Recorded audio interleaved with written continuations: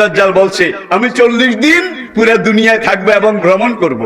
দুনিয়ার এমন কোন দেশ, এমন কোন শহর নেই যেখানে আমি যাব না, কিন্তু মক্কা মদিনা এই দুইটা শহরে আমাকে ঢুকতে দেওয়া হবে না। ফেরেশতারা তলোয়ার নিয়ে আমাকে সেখান থেকে হটাই দেবে, আমাকে সেখান থেকে তাড়িয়ে দেবে।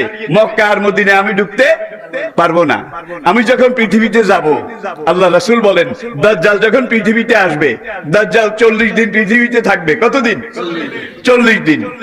প্রথম দিনটা হবে 1 বছরের সমান, দ্বিতীয় দিনটা হবে 1 মাসের সমান, তৃতীয় দিনটা হবে 1 সপ্তাহের সমান, তারপরের দিনগুলো এই স্বাভাবিক দিনের মতো হবে। এক সাহাবী দাঁড়িয়ে আরজ করলেন, ইয়া রাসূলুল্লাহ, একটা দিন যদি 1 বছরের সময় হয়, আমরা 5 ওয়াক্ত নামাজ কিভাবে পড়বো?